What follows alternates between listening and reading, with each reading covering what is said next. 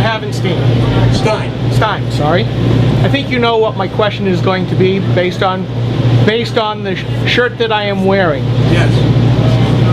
In March of 2009, Anderson Cooper of CNN came up with a very derogatory term that became very popular among the Democrats and the left against their new rivals called the Tea Party. In a speech that you gave in the CEO lectures of the University of Maryland, you used that same term. Not only did you use that same term, teabagger, but we also watched your body language. And as you said that, a rather large smirk came across your face. Now since then, lots of people in the conservative wing of the party have assailed you, asked for an apology, and other types of actions. So far, all we have heard was a poor choice of word in a statement given to the union leader. Granite Rock has been trying to reach a communications director and has so far been put off multiple times.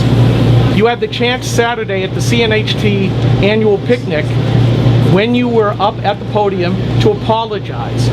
Several people came up to you afterwards and before asking you to apologize for the use of that word.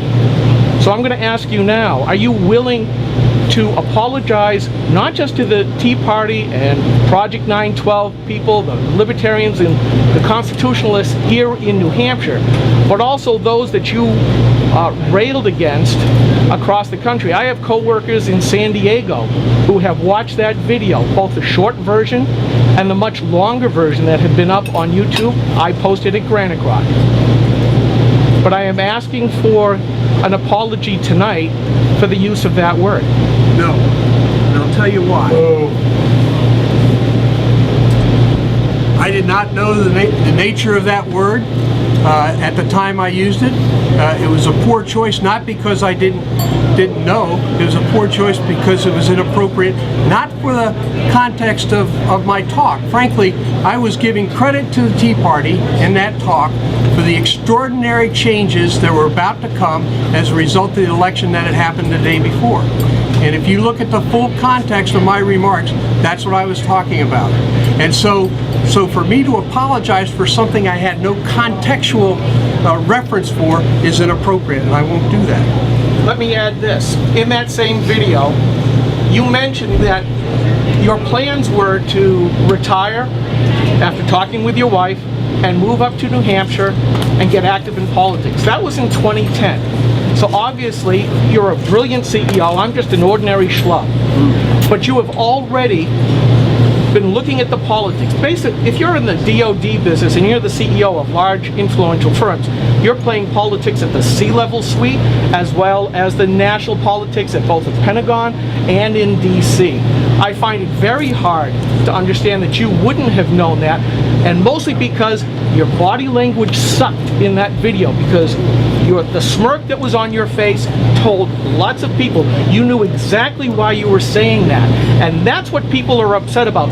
Not just the fact that you used the word, but it was how it was said, because that told us you knew exactly what you were saying. Well, I got to tell you, I did not know the context when I said it, and the context of the entire talk I gave credit to the Republican victory the day before and the activists who made that victory occur.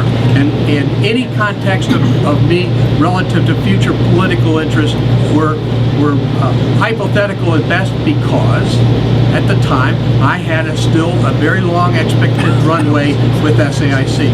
So to draw any conclusion other than what I just said is inappropriate.